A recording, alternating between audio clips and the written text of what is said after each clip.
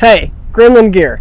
Today I'm going to be bringing you a slightly higher production quality video where I'm going to be discussing the Mystery Ranch Terraframe pack's overload feature. So if you haven't watched my previous video on the Mystery Ranch Terraframe, go ahead and check that out. You'll see some of the basic stuff that I pack inside of it. And if you watch that video, you'll remember one of the things that I said about it was that I felt like this pack was a little bit too small.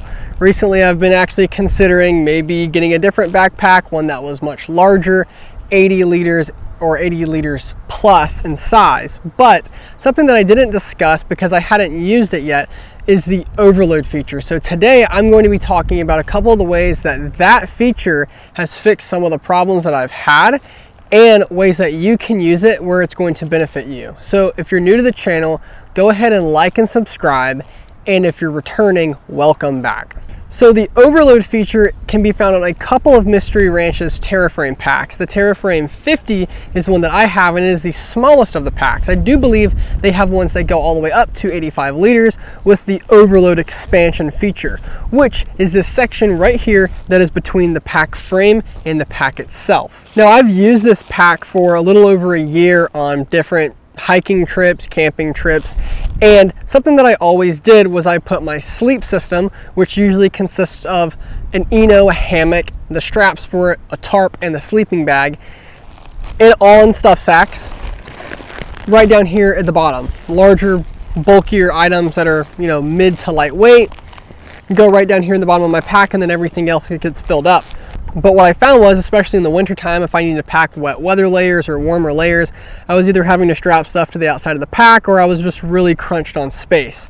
So, and this was actually one of my original ideas behind getting this pack, but I'm just now getting around to doing it and testing it out and really implementing it, was what if I used this overload feature that I saw advertised to hold my sleeping system? And so what I've done is I've taken pretty much a large Sealine bag. This is one of the United States Marine Corps FILBE dry sacks or Sealine bags. So this one is actually meant for the 3-day assault pack. However, it's really rather large. It's actually a lot larger than their 3-day assault packs if you're familiar with them.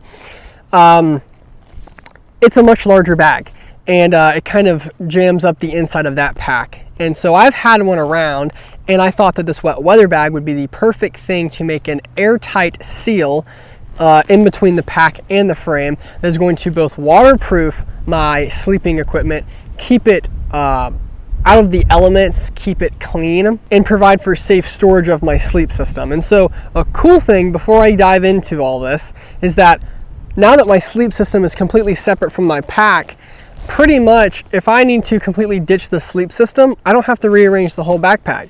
I just pull this part out and I can ditch it or leave it somewhere and come back and get it later, which I find really cool.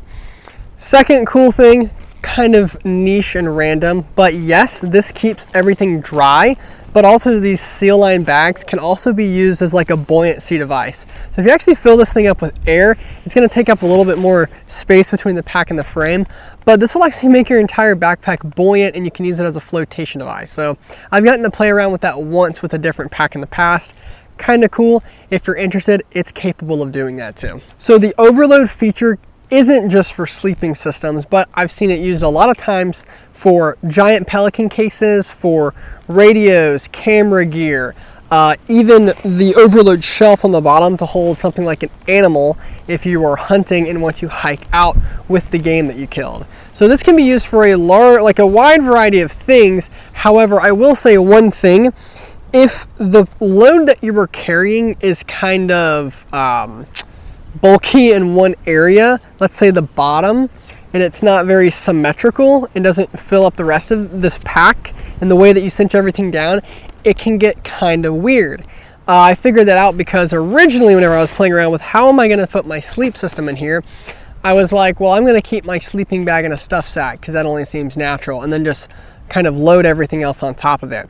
And what I realized was that stuff sack made my sleeping bag a really bulky and weird sized shelf that did not fit the pack right. Cinching everything down became very awkward and loose.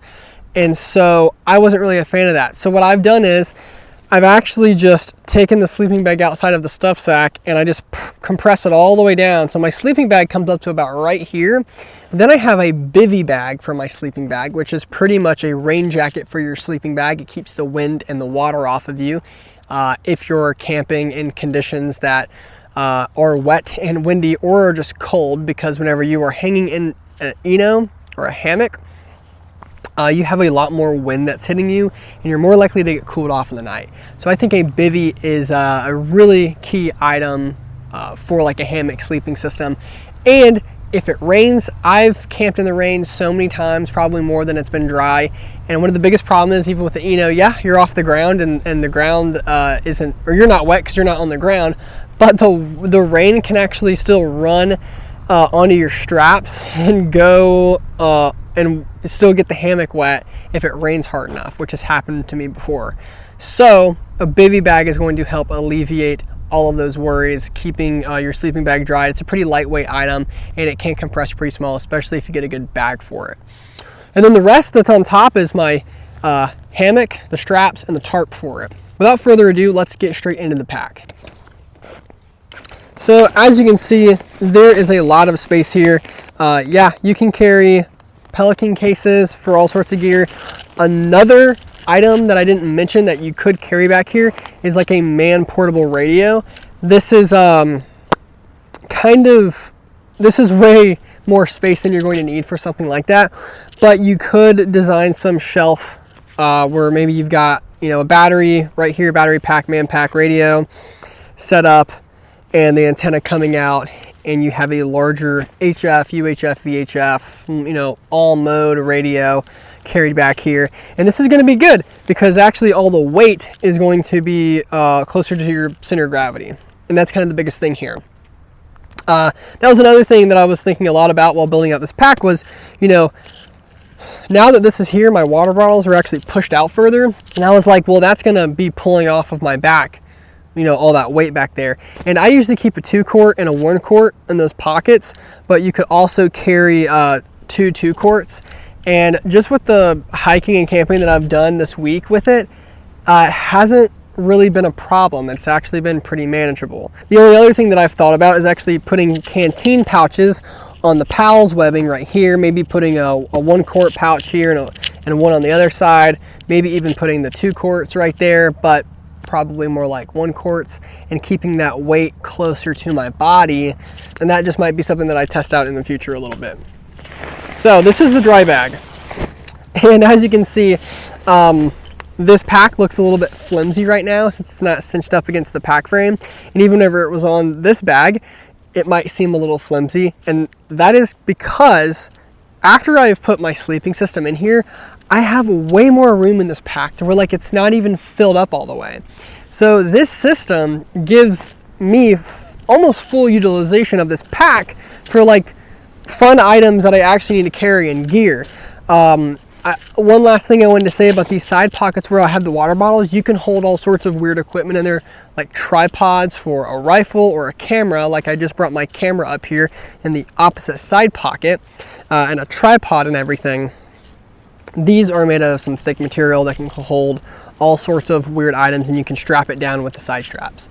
So just looking at ways you can more fully utilize all of the features of this backpack. This is what the bag looks like, and opening it up, I'll show the contents that I have inside.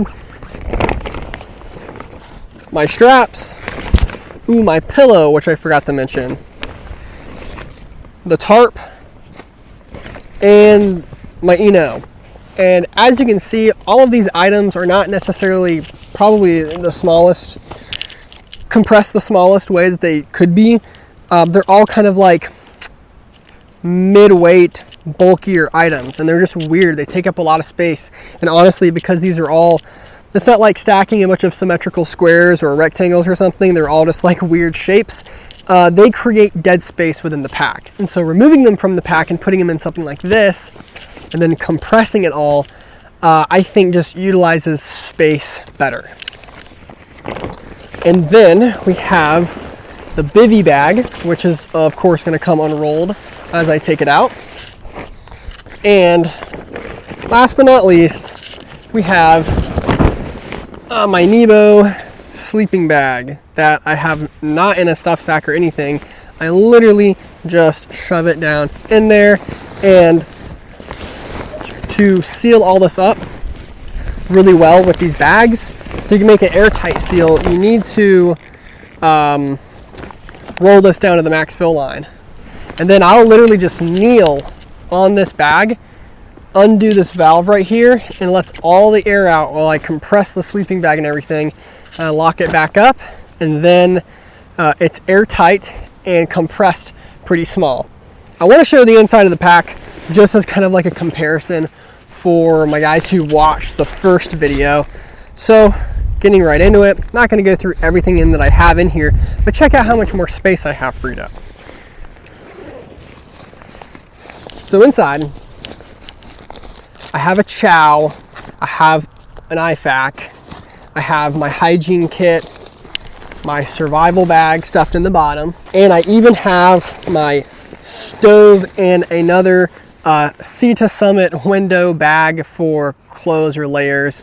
I can also strap extra bags to the outside with these straps for like rain layers, rain gear, a rain jacket and pants. I played around with putting bags on the outside to keep that stuff so I can kind of deploy it quickly. And in the top of the head, I have pretty much all the same stuff.